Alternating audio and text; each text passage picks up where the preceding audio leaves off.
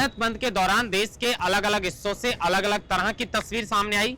कहीं से तो मोदी जी के पकोड़े वाले को तेल से जलाने की तस्वीर सामने आती है, तो कहीं से पुलिस वाले खुद बाजार बंद करवाते दिखे।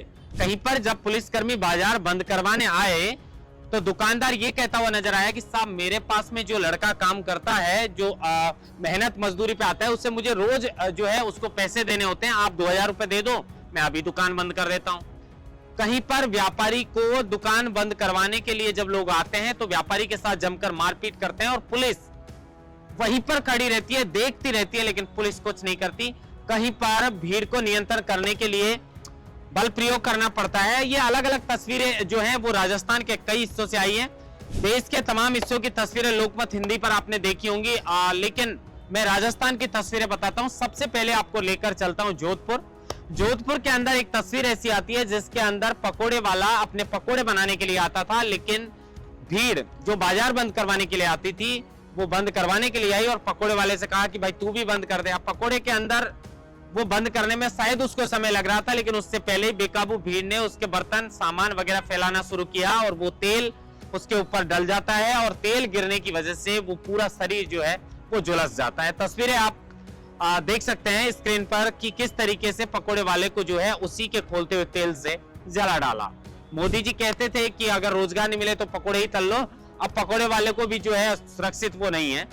आगे लेकर चलते हैं आपको बीकानेर। बीकानेर से एक इस तरीके की तस्वीर सामने आती है कि व्यापारी के साथ बंद करवाने जो लोग आते हैं, चाहे वो किसी संगठन से हो, चाहे SC/ST आरक्षण संघर्ष समिति से हो, बचाव संघर्ष समिति जो है उससे हो, लेकिन वो व्यापारी से बंद करने के लिए कहते हैं, व्यापारी बंद नहीं करता, उसके साथ मारपीट की जाती है, पुलिस वहां खड़ी रहती है, पूरे मामले को देखती है। लेकिन एक तरफ वो बंद करवाने वाले थे और दूसरी तरफ व्यापारी एकत्रित होना शुरू हो जाते हैं क्योंकि उनके व्यापारी के साथ मारपीट होती है।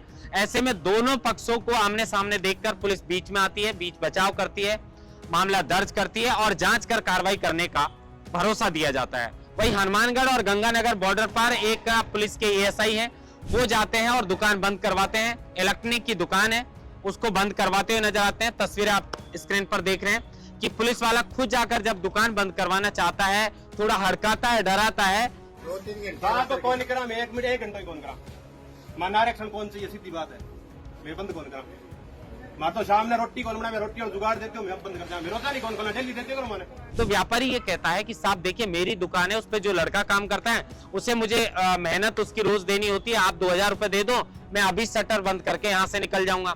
मजबूरन पुलिसकर्मी को शायद ये भनक लग चुकी थी, जो ऐसा ही था कि मेरा वीडियो बन रहा है और ऐसे में मैं कोई दिक्कत में ना आ जाऊं। लेकिन कहीं ना कहीं अगर पुलिस वाले, मैं खुद जब सुबह निकला तो मैंने देखा कि एक ठेले वाले को पुलिस वाला भगा रहा था। मैं उसके विजुअल नहीं ले पाया, लेकिन इस तरीके की अगर तस्वीर है तो कहीं ना कहीं फेलियर नजर आता है। जयपुर में पूरी तरीके से शांति रही क्योंकि जो जयपुर के पुलिस कमिश्नर सहित जो DGP हैं UR साहब, उन्होंने एक उच्च स्तरीय बैठक इसको लेकर पहले से ही बुला ली थी और साफ निर्देश सबको दे दिए गए थे कि किसी भी तरीके की कोताही नहीं बरती जाएगी। लाठी, डंडा, भाला, इस तरीके के हथियार जो है वो नहीं लाने हैं, इसको लेकर पहले ही हिदायत दे दी थी।